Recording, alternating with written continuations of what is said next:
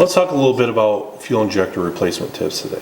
You've come to the conclusion that your vehicle needs fuel injectors, kind of like this 1999 Chevy 3500 one-ton pickup with a big block 7.4 liter. We've tested to make sure that we've got adequate compression. We've tested the ignition system, make sure that we've got adequate spark and the timing is occurring at the right moment. We came to the conclusion that we're lacking the proper amount of fuel here. Part of that also, we have to make sure that we have good B+ voltage going to the injector. We also had to make sure that the PCM, or the vehicle's computer, was commanding the injector on for the appropriate amount of time. Once we've tested all that, ensured everything was okay, we came to the conclusion that we had a faulty fuel injector. So we've removed the intake manifold, removed some of the AC system, got down to the fuel rail, and removed our fuel injectors.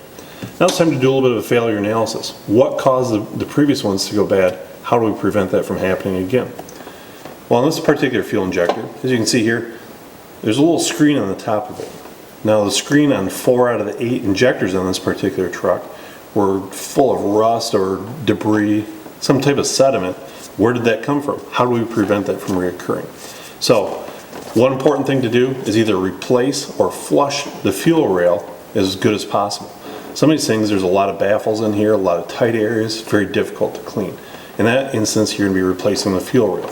This particular one, we were able to clean pretty well, and we still had to flush the rest of the system. Some vehicles, it might be necessary to drop the fuel tank and look for further contamination there. Maybe part of the tank was coming apart, maybe you've got a lot of rust, other contamination there. Always a good idea to inspect for that. By comparison, let's take a look at a brand new fuel injector. Now it's much cleaner. You can see down in there, you can see a little bit of that inlet screen in there. This is what we want to keep it looking like this for a long time. So also, regardless, whatever vehicle you're servicing, anytime you're replacing fuel injectors, protect your investment by installing a new fuel filter. Now this is what the fuel filter looks on this 1-ton Chevy truck. This is actually mounted down in the frame rail. And so we're going to have to go down below later on to install a brand new filter. On your particular vehicle, it could be located wherever. Some of them are even in the tank. And so make sure to ask the parts store where it's located on your particular vehicle. And if you don't feel comfortable doing it, always consult a professional service facility and have them do the job for you. Well, now that we've got a clean fuel system, let's talk a little bit about installing the injector in the rail and also on the vehicle. Now we've got an O-ring on the top of the injector, which is going to seal it off at the fuel rail. We've also got an O-ring at the bottom of the injector, which is going to seal it in the intake manifold. Now rather than fighting these things and risking cutting an O-ring or rolling it over, it's very important to lubricate these. Now, for example here, I'm using a little bit of a transmission assembly gel here. I'm going to very lightly lubricate this O-ring, cover up just the top one now. Now you might not have some of this assembly lube.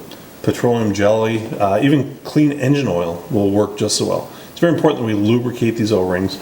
And now to the fuel rail, with a slight twisting motion, we're going to apply some slight pressure, and it slides in there and seals very good. We're now going to take our clip, lock it in place.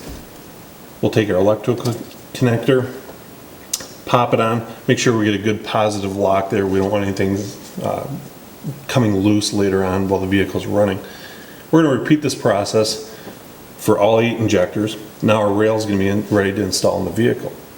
Alright, well, we've now got our injectors installed in the rail. Now it's time to clean out the ports on the intake manifold. So you can see there's a little bit of debris built up on each of these.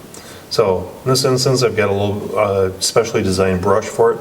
You might decide to use a pipe cleaner or whatever you have available to you. And so we simply just want to run it through here, clean it out a little bit, remove any ridges, any carbon buildup, something like that. And you can see that we've removed a lot of that. Now I just take a screwdriver with a rag wrapped around it and just very gently clean it out. Now we've got a good clean surface that our O-ring is going to seat against. Now once again, we'll do that for each injector hole, and then we're going to take our freshly lubricated injectors and we'll be able to install it in the rail. Now when it comes time to install the rail with the injectors into the manifold, it's very important to gently work these back and forth. Don't just pound on them, don't use a hammer, never force these in. Sometimes we might have to grab some of the injectors individually and rotate them very slightly in order to coax them into the hole. and apply slight pressure to it, work them evenly, all 8 of them, until it seats fully. Now we can tighten our hold down bolts properly. We can make our fuel connections, our electrical connection once again, install the upper intake manifold, and we're ready to go.